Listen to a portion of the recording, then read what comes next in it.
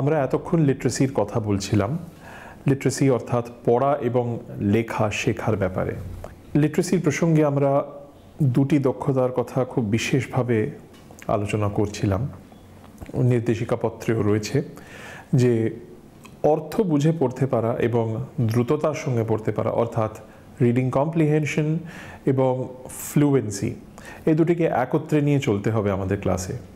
ঠিক একইভাবে আর্লি নিউমারেসির ক্ষেত্রেও গণিতের ধারণাটি সম্যকভাবে বিকশিত হওয়ার জন্য ম্যাথমেটাইজেশন, গণিতের অর্থ বুঝে কোনো একটি সিচুয়েশনকে, সেটা ওয়ার্ড প্রবলেমের আকারে হতে পারে, সেইটাকে বুঝে সেটার প্রসঙ্গে তাকে গণিতের ক্ষেত্রে কি করতে হবে, তাকে ম্যাথমেটাইজ করতে পারা, এটা একটা মস্ত বড় শিক্ষা এবং এই ধারণাটা শিশুকাল থেকেই বিকশিত হওয়া দরকার। এবং এক্ষেত্রে আমরা ফ্লুয়েন্সি শব্দটা ব্যবহার করব না, আমরা অটোম্যাটিসিটি শব্দটা ব্যবহার করব, অর্থাৎ এমন কিছু কিছু দক্ষতা, যেমন সংখ্যা চিনতে পারা, যোগ ভাগ বিয়োগ গুণ ইত্যাদি প্রভৃতি অপারেশনসগুলিকে দ্রুততার সঙ্গে করতে পারা, এই জাতীয় দক্ষতাগুলিকে অটোমেটিক্যালি করতে পারার ক্ষমতাকে আমরা বলছি অটোম্যাটিসিটি। পড়ার ক্ষেত্রে অটোম্যাটিসিটিকে আমরা বলছি ফ্লুয়েন্সি। গণিতের প্রসঙ্গে আসি। এই অটোম্যাটিসিটি অফ লোয়ার স্কিলস এবং এবিলিটি টু ম্যাথমেটাইজ, এই দুটিকে সমান্তরালভাবে যদি একটি ক্লাসে আমরা নিয়ে চলতে না পারি, শিশুদের জীবনে এই দুটির জায়গা যদি আমরা করে দিতে না পারি, তবে গণিতের ধারণা কিন্তু সম্যক রূপে বিকশিত হয় না এবং পরবর্তীকালে দেখা যায় যে শিশুটি নয় মুখস্থ করে অঙ্ক করার প্রবণতা বাড়ছে, সোজা কথা না বুঝে করছে। এটা কিন্তু ছোট থেকেই বাদ দিতে হবে। এক্ষেত্রে একটি খুব ভালো উপায় হলো যে আমরা ক্লাসে সংখ্যা চেনার কাজ করব, আমরা ধীরে ধীরে করব, 1 থেকে 9 চিনব, শূন্যের ধারণা আনবো। অবশ্য শূন্যের ধারণাটাকে খুব দার্শনিকভাবে নেবার প্রয়োজন এই মুহূর্তে নেই। শূন্যের সিম্বলটাকে আমরা চিনতে শিখব, সেটা 1-এর পাশে রাখলে 10 হলে বেস 10 সিস্টেমকে আমরা চিনতে শিখব এবং ধীরে ধীরে আমরা নাম্বার চার্টের ভেতর বিভিন্ন প্যাটার্ন দেখতে পাবো। এগুলো আমাদের দরকার। এই জাতীয় স্কিলের অটোম্যাটিসিটির প্রয়োজন, কিন্তু সাথে সাথে এটারও প্রয়োজন আছে যে কোনো একটি ওয়ার্ড প্রবলেম দিলে যেন শিশুটি বুঝতে পারে যে কি করতে হবে। আপনারা দেখবেন যে শিশুরা অনেক ক্ষেত্রে ওয়ার্ড প্রবলেম শুনে তাদের যদি ওয়ার্ড প্রবলেম ধরুন আপনি একটি শিশুকে দিলেন এবং তারপরে জিজ্ঞাসা করলেন যে তাকে যে বলো তো এখানে কি করতে হবে, আপনি লক্ষ্য করবেন যে শিশুটি অপেক্ষা করে আছে যে আপনি প্রশ্নটাকে কি ভাষায় দিচ্ছেন। অর্থাৎ আপনি বলছেন অমুকের কাছে 20টি বিস্কুট আছে, অন্য আরেকজনকে দিতে হবে আরও 25টি, সব মিলিয়ে কত হলো।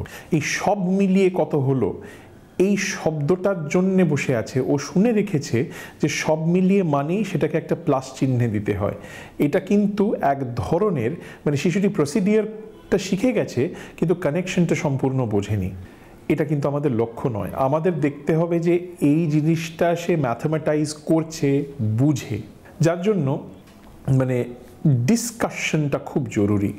ওয়ার্ড প্রবলেম নিয়ে ক্লাসে সংখ্যার কাজ করুন, সংখ্যা চার্ট নিয়ে কাজ করুন, তাতে প্যাটার্নস নিয়ে নানান খেলা করা যায়। খেলাগুলি নির্দেশিকাও রয়েছে, আমার বইতেও অত্যন্ত সুন্দরভাবে রয়েছে। এগুলোর সাথে সাথে চেষ্টা করুন প্রতিদিন যদি আমরা অন্তত একটি ওয়ার্ড প্রবলেম নিয়ে ম্যাথমেটাইজ করতে পারি। শিশুদের বোঝা দরকার যে রিয়েল লাইফ সিচুয়েশন নিয়ে আমাদের আশেপাশের জীবনের যে সিচুয়েশনগুলোতে আমরা পড়ি সেগুলোকেও প্রয়োজন মতো ম্যাথমেটাইজ করা যেতে পারে। অর্থাৎ মান্য পদ্ধতিতে গণিতকে লিখে করতে পারা, 2 আর 2 2 + 2 = এই যে পদ্ধতিতে আমরা লিখছি এটাকে বলে অ্যালগরিদম, গণিতের লিপি, গণিতের ভাষা, এটা অ্যালগরিদম। শিশুরা অনেক ক্ষেত্রে আমরা দেখতে পারি যে এই অ্যালগরিদমটা বুঝে যায়, অর্থাৎ তাকে একটা সংখ্যা আরেকটি সংখ্যার সাথে যোগ করতে দিলে অ্যালগরিদমিক্যালি দিয়ে দিলে সে হয়তো করে ফেললো, কিন্তু ওই সংখ্যাগুলোই যখন একটা ওয়ার্ড প্রবলেমে দেওয়া হয় শিশুটি অনেক সময় করতে পারে না। এই অর্থাৎ অ্যালগরিদম এবং ম্যাথমেটাইজেশন, অটোম্যাটিসিটি এবং ম্যাথমেটাইজেশন যেভাবেই বলুন না কেন, এই দুটো দুনিয়ার ভেতরে একটি সম্বন্ধ স্থাপন করা দরকার এবং সম্বন্ধটি যেন শিশুটির জীবনে, শিশুটির মস্তিষ্কে অত্যন্ত সুস্পষ্ট রূপে ফুটে ওঠে।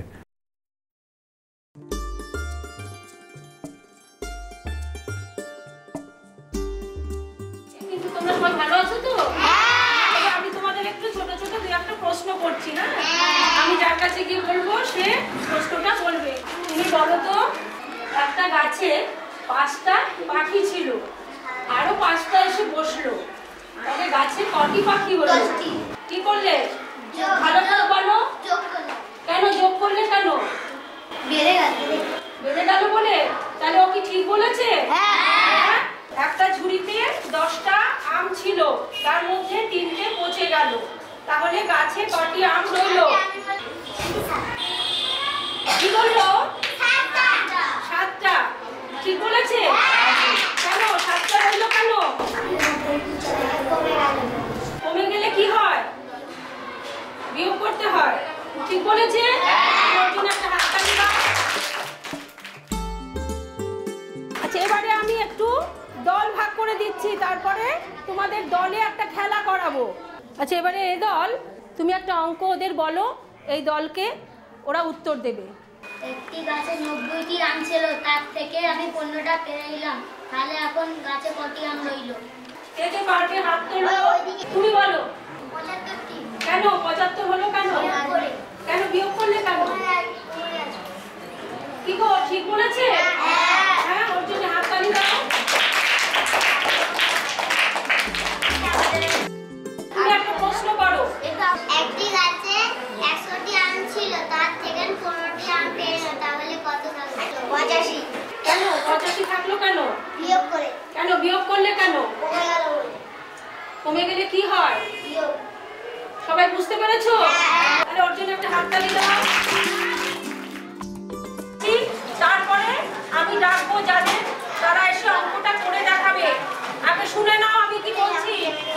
আফরিনার কাছে 22 টাকা ছিল, তার থেকে সারবিনাকে 15 টাকা দিয়ে দিল, তাহলে আফরিনার কাছে কত টাকা রইল? সবাই শুনতে পেয়েছো? এবারে সারবিনা আর আফরিনা এখানে চলে এসো। এই তো কাঠি বাটি।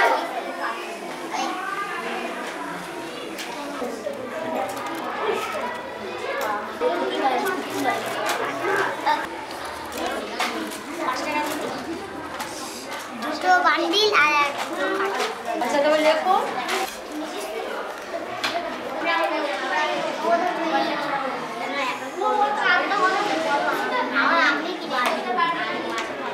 এবারে তুমি সারবিনাকে দেবে। কটা দেবে? সারবিনা কটা চাইছো? তুমি দেখো তো। সারবিনা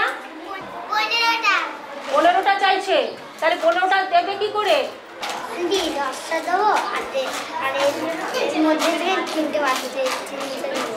তাহলে সারবিনা কটা চাইছো? আচ্ছা, তুমি যে কটা চাইছো লেখো।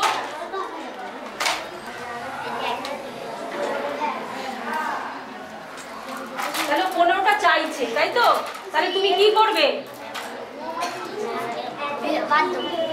আচ্ছা,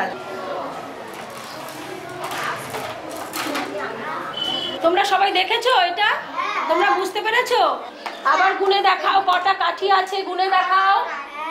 1 2 3 4 5 6 7 8 9 10 11 12। ওর কাছে কটা কাঠি রইল? তাহলে আফরিনা সারবিনাকে কটা কাঠি দেবে? 5টা। আচ্ছা, তাহলে 5 কাঠি দাও। 1 2 3 4 5। আচ্ছা, এবার তোমার কাছে কটা রইল? 1 2 3 4 5। এবারে তুমি এখানে কি করবে? হ্যাঁ, এবারে করো।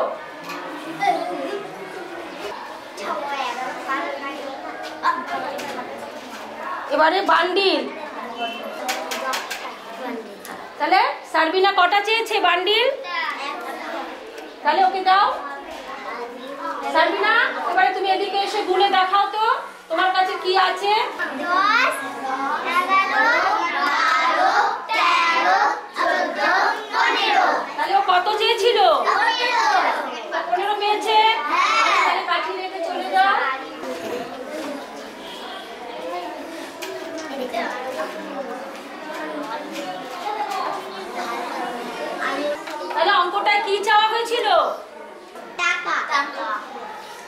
এটা চাওয়া হয়েছিল।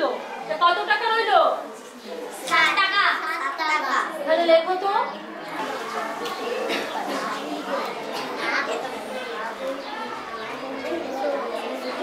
এখানে এটা করে দেখিয়ে দাও।